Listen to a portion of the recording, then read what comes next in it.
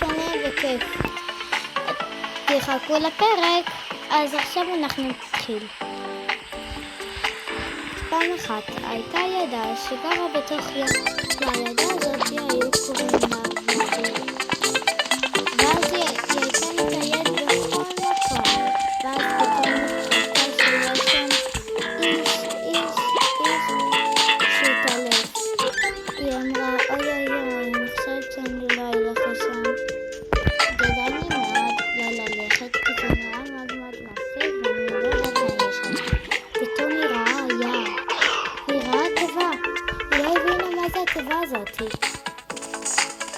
היא נכנסה אליה 10,000 שקל. אז היא הלכה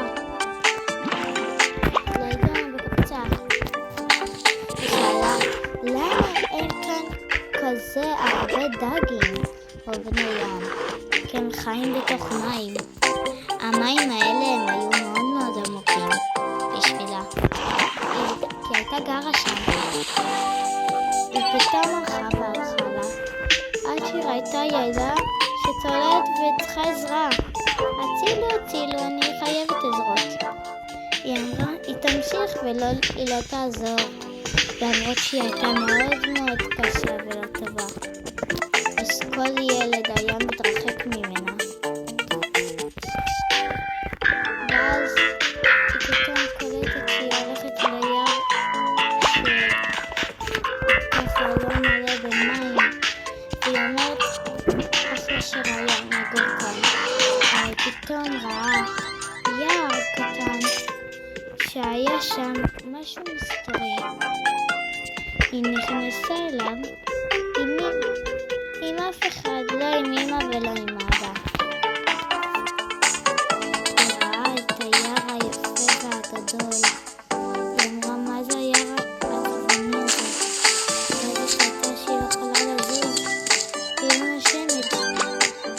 אז היא נכנסה לתוך יער מאוד מאוד מוזר. היא קולטת שזה היה הסירה של אמא שלה. פעם אמא שלה הייתה משרתת והייתה עושה מלא דברים בתוך הדבר הזה.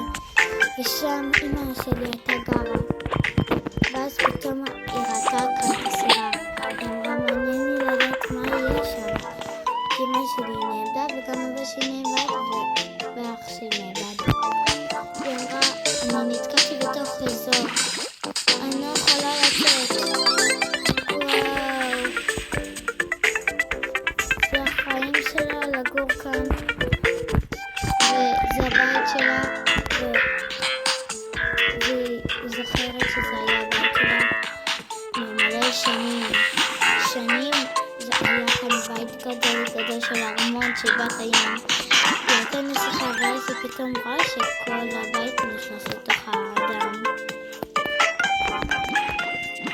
היא נשמעה ואיך שהיא מנסה להיכנס, לקחה את הגיטרה שלה והיא ניסתה אשכרה טוק טוק טוק.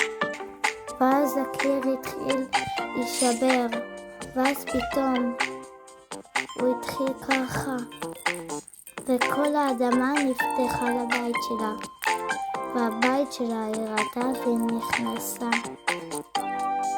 ומה היה שם? זה סימן לה ללכת לשם. היא הלכה ותראו מה קרה.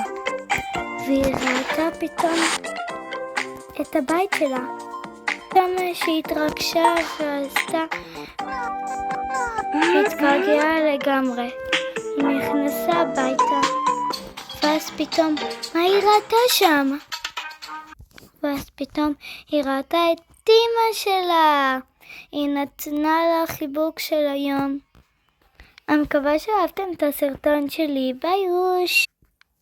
אמיר.